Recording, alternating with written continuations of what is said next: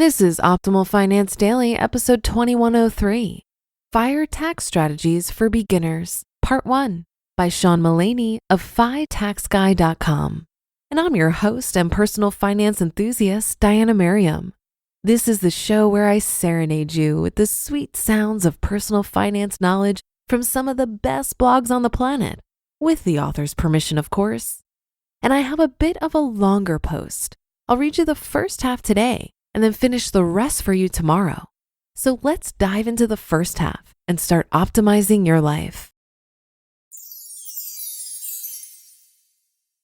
Fire Tax Strategies for Beginners, Part 1, by Sean Mullaney of FiTaxGuy.com. Are you new to financial independence, FI or FIRE?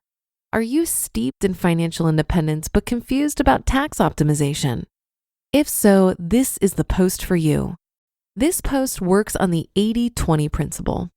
Sure, there's a ton of knowledge, expertise, and hacks out there, but oftentimes 80% of the benefit can come from 20% of the knowledge.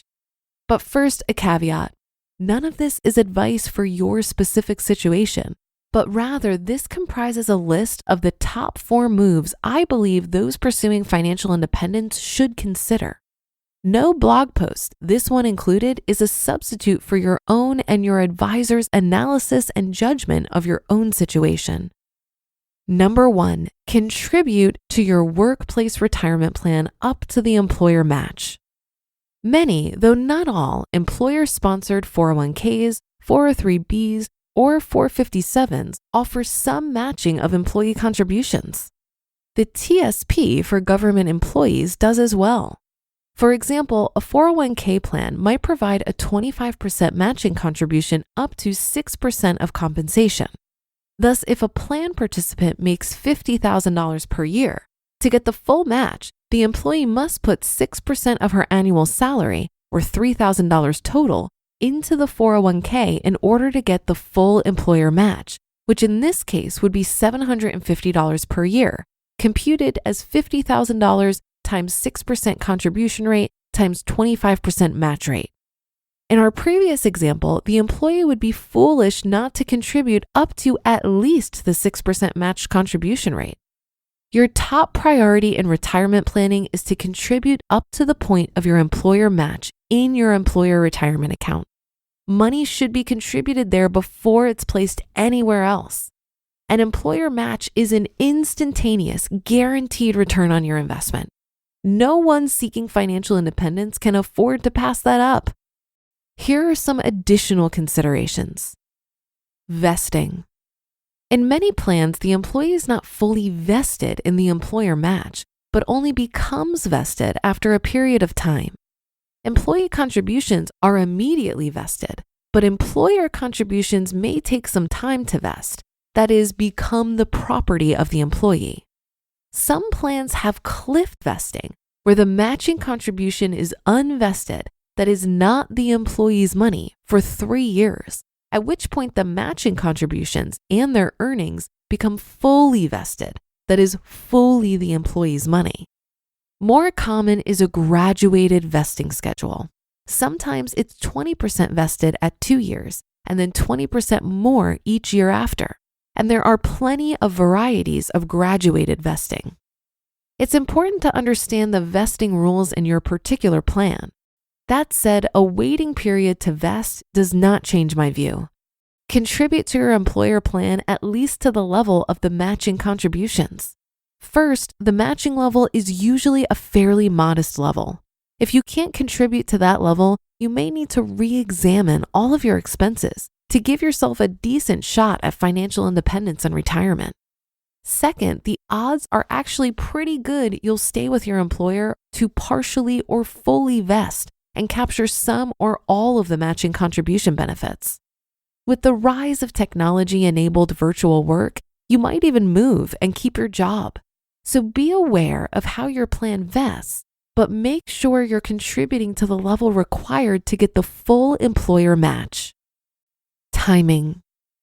Many employers match pay period by pay period instead of only once or twice a year. What that means for you is that you should be careful not to over-contribute to your 401k or other employer retirement plan early in the year. Currently, as of 2021, the employee contribution limit on a 401k is $19,500 for those under 50 years old. An employee might have a spouse earning money or otherwise have cash sufficient such that they don't need to take a salary early in the year. Thus, they may consider contributing a very large percentage of their salary to their 401k early in the year until they reach the maximum of $19,500 in order to earn more time for tax-deferred growth. Unfortunately, this strategy will cost employees matching contributions in the later pay periods during the year. In each of the later pay periods, the employee will contribute 0% of their salary, meaning there will be nothing for the employer to match. Make sure you know how your employer's plan matches and structure your employee contributions to maximize the employer match you receive. 401k auto-enrollment. Many employer retirement plans automatically enroll new employees into their 401k or other plan. This is to ensure employees don't lose out on some money simply because they never filled out the paperwork. Whenever you join a new employer, you need to learn about the plan and ensure you're contributing at the right level. There are instances where the auto-enrollment contribution percentage is less than the employer matching contribution percentage, so be sure to take action, and if necessary, change your contribution percentage. Traditional or Roth. In many plans, the employee does not have a choice. Employee contributions are traditional deductible contributions. Increasingly, plans are offering the Roth option, where the contribution is not deductible today, but the contribution and its growth or earnings are tax-free in the future.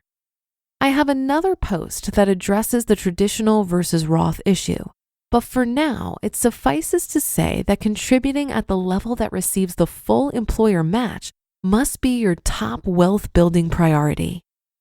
Resource.